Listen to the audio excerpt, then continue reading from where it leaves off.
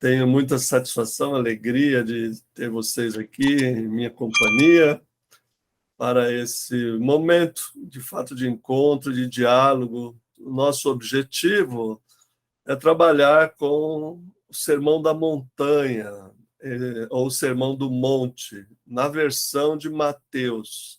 E para introduzir o nosso trabalho, vamos diretamente ao assunto. A primeira coisa que eu gostaria de frisar é que a leitura bíblica que eu proponho começa com IPCA. IPCA não é o novo imposto, né? O índice de preços ao consumidor amplo. IPCA é intensidade, paixão, atenção e cuidado. Ou cuidado e atenção, né? O que eu quero dizer com essa sigla IPCA? Que a leitura bíblica que fazemos deve ser uma leitura bíblica com intensidade. Intensidade e paixão diz respeito a uma disposição do espírito.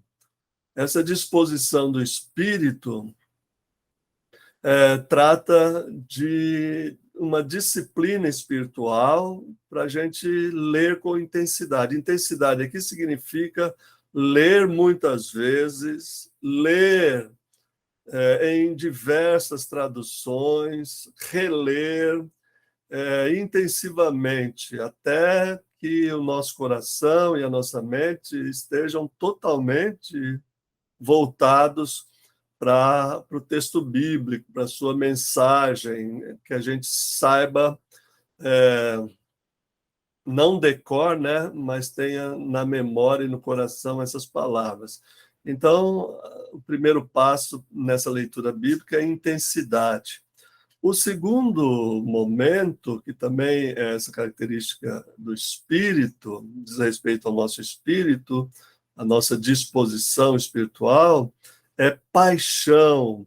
Paixão aqui, na leitura bíblica, significa envolvimento.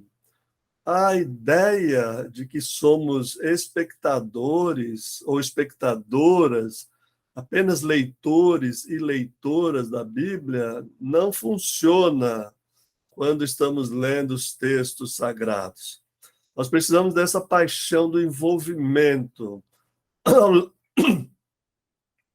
Ao ler Mateus, então nós devemos nos envolver na narrativa, sentir e acompanhar o trajeto ou a trajetória, tanto geográfica, no caso do Evangelho de Mateus, quanto a sua trajetória teológica. O que Mateus sente, o que Mateus vive, experimenta, suas dores, suas dúvidas, suas emoções, seus sentimentos, tudo aquilo que caracteriza o autor que transmite essa palavra e transmite o que ele sente a respeito de Jesus também. Então, a segunda letra da sigla IPCA é paixão, é o envolvimento de fato com o texto, não ficar como espectador ou espectadora, mas se envolver de fato na narrativa, como se você estivesse lá presente. Isso é um exercício de imaginação também. Isso é um exercício de profunda meditação e também de emoção, sentir o que eles sentiram.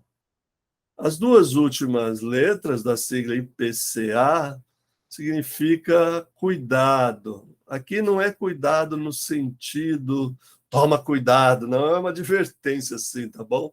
Toma cuidado com isso, não é isso. O cuidado aqui significa que você deve ler cuidadosamente, com zelo, né? Deve ler de uma forma que você perceba os detalhes e, principalmente, eu quero dizer, cuidado no sentido de você não colocar nada que não esteja no texto. É muito comum na leitura bíblica a gente pôr nossas ideias ou nossa teologia, ou nossos conceitos que nós ouvimos aqui e ali, por exemplo, a soberania de Deus, ou a bondade de Deus, ou o amor, onde não, de fato, não está se falando disso. Então, esse cuidado de não colocar na Bíblia, no texto bíblico, o que não está lá presente, tá certo? E a última letra do IPCA, a letra A, é atenção. A atenção aos detalhes, às diferenças, e especialmente ao ler o Evangelho de Mateus, que é o nosso exercício no Sermão do Monte, a gente deve ter o cuidado, ou desculpa, a atenção de ver como Marcos e Lucas têm versões diferentes do mesmo fato. No caso do Sermão da Montanha, em Lucas, nós temos o Sermão da Planura, que é o equivalente do Sermão da Montanha. Lá, Jesus não está no monte, o texto lá é diferente, a ordem do texto, na sua localização de contexto, também é diferente. Então, atenção a esses detalhes. Uma coisa muito, muito importante que eu quero falar para vocês é prestar atenção nos conectivos das frases, nas mudanças de lugar, nas mudanças de tempo, de personagem, de assunto, e o que conecta essas mudanças, se são palavras, conjunções, preposições, advérbios. Isso não é teoria literária, né? Mas é importante saber para que a gente veja se há conflito no texto, se há oposição, se há similaridade e assim por diante. Então, IPCA, intensidade, ler muito e de muitas versões, paixão, envolvimento, cuidado, no sentido de fazer uma leitura cuidadosa, caprichosa, bem feita, e atenção aos detalhes, às diferenças, especialmente no Evangelho de Mateus.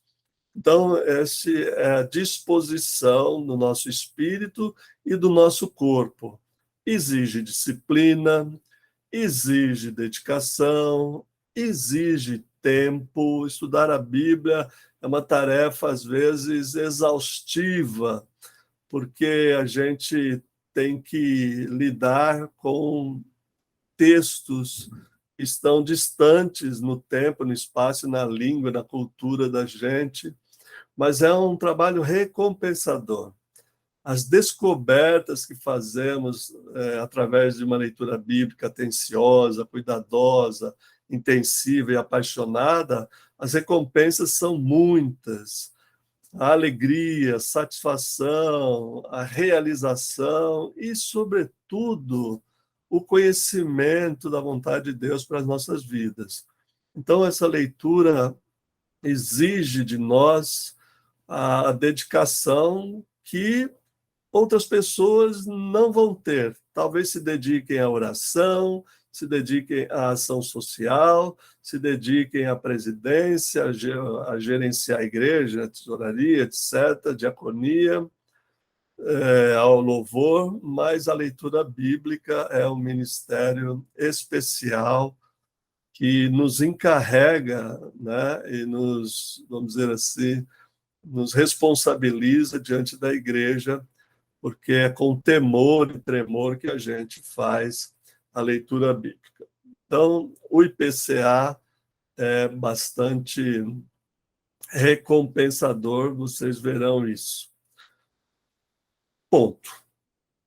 O Sermão da Montanha começa no capítulo 5 de Mateus e vai até o final do capítulo 7 de Mateus.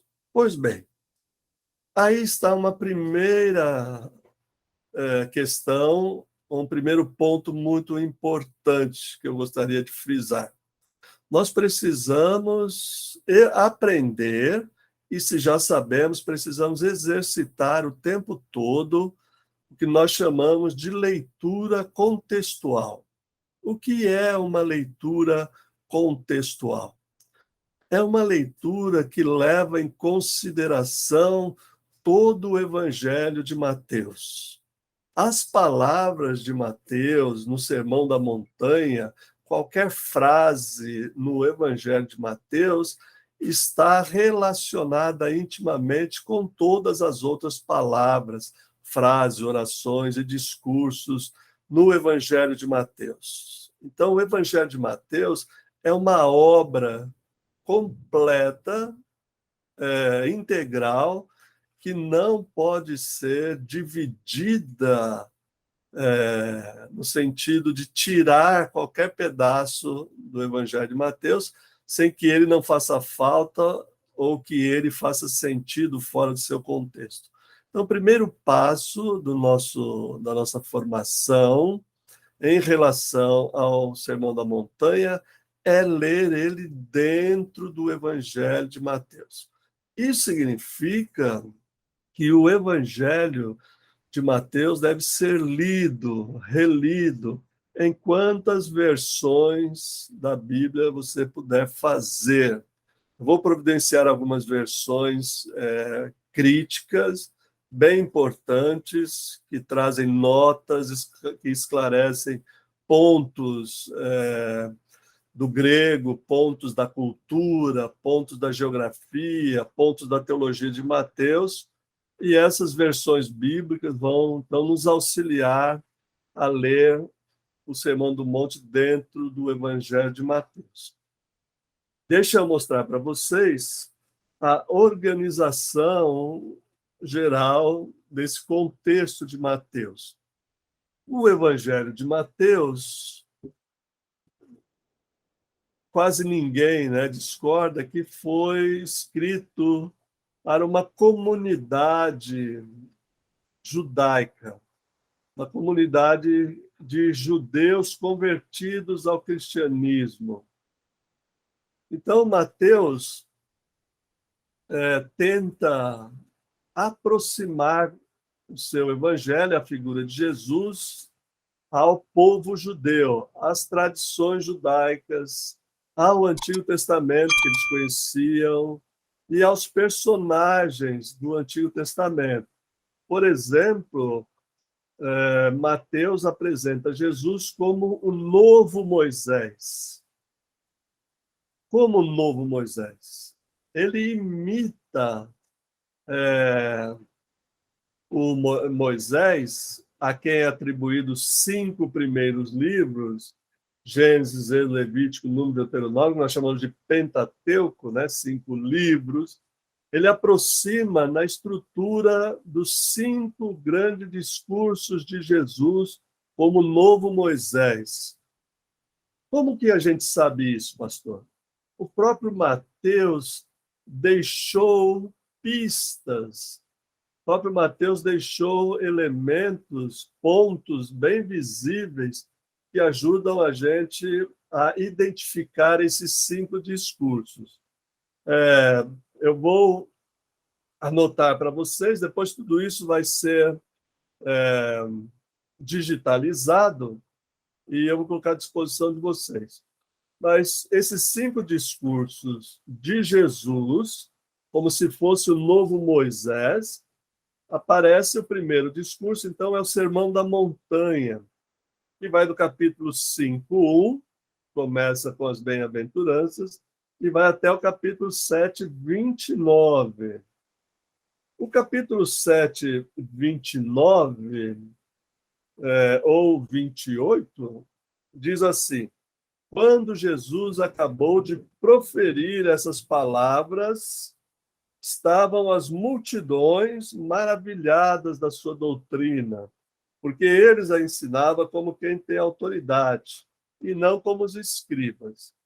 Então, essa expressão, essa frase, quando Jesus acabou de proferir estas palavras, marca o final do primeiro discurso de Jesus, que é o Sermão da Montanha. Agora,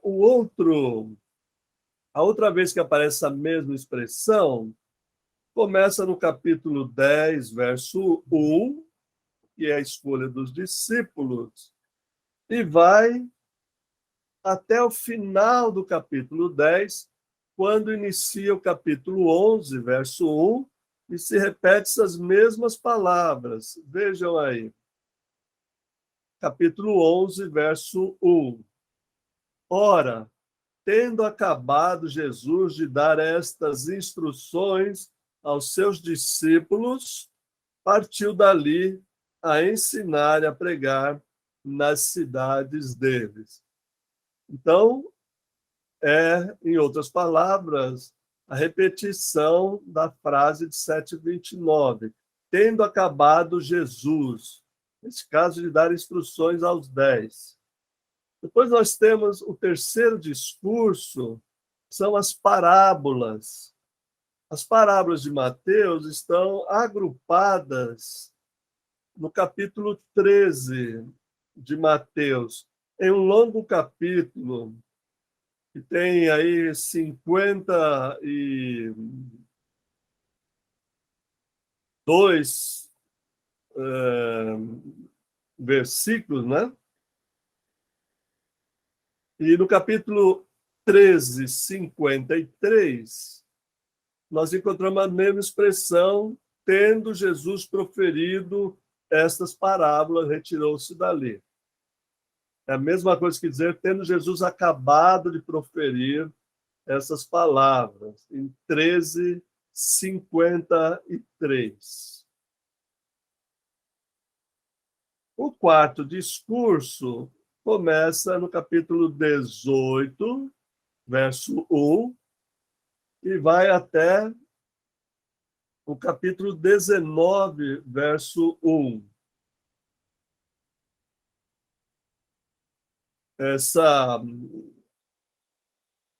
Esse capítulo fala da comunidade, do perdão, dos pequenininhos, etc. Capítulo 19, 1 encerra, então, essa parte dizendo assim, e aconteceu que, concluindo Jesus estas palavras, deixou a Galiléia e foi para o território da Judéia, além do Jordão.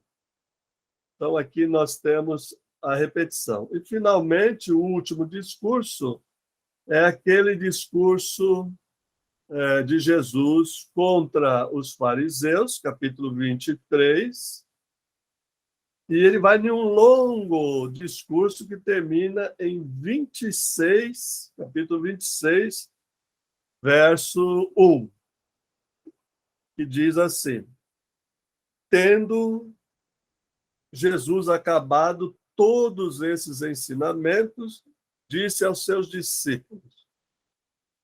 Então, essa formulação, tendo Jesus acabado essas palavras, tendo Jesus acabado de proferir as parábolas, né? Tendo Jesus dito as palavras, acabado de proferir o Sermão do Monte, tendo Jesus acabado de dar essas instruções, tendo Jesus acabado desses ensinamentos, são essas pistas, esses indicativos do Mateus para que a gente saiba e identifique os grandes discursos de Jesus. Esses discursos imitam os 5 livros de Moisés. E entremeado nesses discursos estão as curas, as controvérsias, os exorcismos e outras palavras, ensinamentos de Jesus.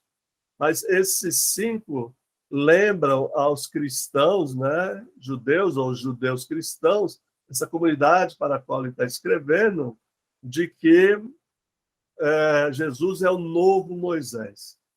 E o Sermão do Monte é considerado o discurso inaugural de Jesus, como se fosse a Torá do reino de Deus, como se fosse o início dos ensinamentos a respeito do reino de Deus. Outro elemento que mostra que essa comunidade era judaica, de judeus cristãos, é a citação muito grande do Antigo Testamento. Mateus já abre esse evangelho falando de Isaías, do profeta Isaías, para que se cumprisse o que fora dito pelo profeta Isaías, para que se cumprisse o que foi dito através dos profetas, para que se cumprisse o que foi dito por Jeremias. E assim, Mateus vai citando o Antigo Testamento, que era a Bíblia dos primeiros cristãos, mas, sobretudo, dos judeus, mostrando assim que Mateus está escrevendo para a comunidade judaica. Um outro detalhe importante é que a gente sempre fala em reino de Deus, mas o evangelho de Mateus evita o nome de Deus, porque ele está escrevendo para judeus. E os judeus evitam falar o nome de Deus. Enquanto Lucas e Marcos falam abundantemente do reino de Deus, Mateus, com uma ou duas exceções, usa sempre a expressão reino dos céus. Ele substitui a palavra Deus pela palavra céus, significando, como a gente conhece da oração do Pai Nosso que estás nos céus, significa a morada de Deus. É o lugar pela pessoa, né? A gente, em português, isso é uma figura de linguagem que substitui a pessoa pelo lugar onde ela mora, né? É um tipo de metonímia, deve ser essa figura. Esse reino dos céus é a expressão paralela de reino de Deus, tá bom? Ele só evita usar a palavra Deus porque está escrevendo para seus irmãos judeus que prezam muito, né, pela pureza e santidade do nome de Deus. E o nome de Deus mesmo não era impronunciável, já no período mais tardio do Antigo Testamento e no período de Jesus, era um nome até se já desconhecia a pronúncia, que era um nome pronunciado no Santo dos Santos, uma vez por ano, pelo sumo sacerdote. Ninguém sabia como ele falava, ele não podia falar, né? Isso aí em público. Então, o reino dos céus é equivalente ao reino de Deus.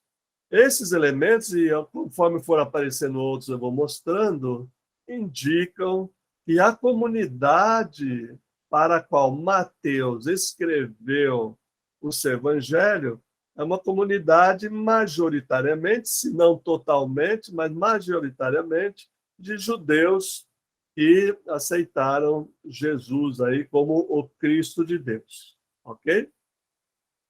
Agora tem uma coisa que é de suma importância nas considerações dos três primeiros evangelhos, Mateus, Marcos e Lucas, na ordem que eles aparecem na Bíblia. O que é a importância? Qual é essa importância? É que esses três evangelhos, e também o evangelho de João, foram escritos depois que as cartas de Paulo já circulavam. Quando Paulo escreve a sua primeira carta, provavelmente primeiro aos Tessalonicenses, ele escreve aí por volta do ano 51. Eu gosto de arredondar as datas. Paulo começa a escrever no ano 50 e termina a sua atividade por volta do ano 60 e pouco, né? É quase uma década, mais ou menos, para arredondar. O Evangelho de Mateus, muito provavelmente, foi escrito depois do ano 70. Talvez o Evangelho de Marcos por volta do ano 70, o Evangelho de Mateus por volta do ano 75, o Evangelho de Lucas também, por volta do ano 75, 80, e o Evangelho de João por volta do ano 90. Então, os evangelhos foram escritos depois de que, se não todas, pelo menos a maioria das cartas de Paulo já circulavam nas comunidades. Então, para mim, tem uma coisa fundamental que eu gostaria de compartilhar com vocês, que é o seguinte: na minha opinião, na opinião de outras pessoas, os evangelhos, Mateus, Marcos e Lucas, especialmente, foram escritos para corrigir certas distorções que a igreja posterior já estava fazendo de Jesus, vendo Jesus só como o Cristo Salvador, o Cristo cósmico, o Cristo Rei dos Reis, enfim, o Cristo como Deus. E os evangelhos, a parte, vamos dizer assim, do Jesus humano, do Filho do Homem, a parte do Jesus de humanidade, estava sendo apagada. Já não se falava mais dos milagres de Jesus, das suas palavras, e os evangelhos tentam recuperar essa imagem de Jesus, do Jesus, como eu disse já, né, outras vezes, que pisa no chão poeirento, do Jesus que lida com enfermos, com leprosos, com cegos, com mulheres, com prostitutas, com publicanos, com todo tipo de gente que não tinha acesso a Deus. Então, essa figura de Jesus, transformado unicamente no Cristo da fé, no Cristo após a ressurreição, é recuperada nesses evangelhos. Graças a Deus e ao Espírito de Deus, nós temos, então, essa recuperação de Jesus, a gente chama de Jesus histórico, mas do Jesus humano, filho do homem, como ele se denomina, nos evangelhos. Então, é um ponto crucial da nossa leitura desses evangelhos, que tomemos Jesus a sério na sua humanidade, na sua ética, na sua moral, na sua ação, nas suas emoções, nos seus sentimentos, na sua plena humanidade de Deus encarnado de fato. Isso, para mim, é fundamental na leitura desses evangelhos. Nesse encontro, era isso que eu gostaria de falar com vocês. Eu espero rever você no próximo encontro. Até breve.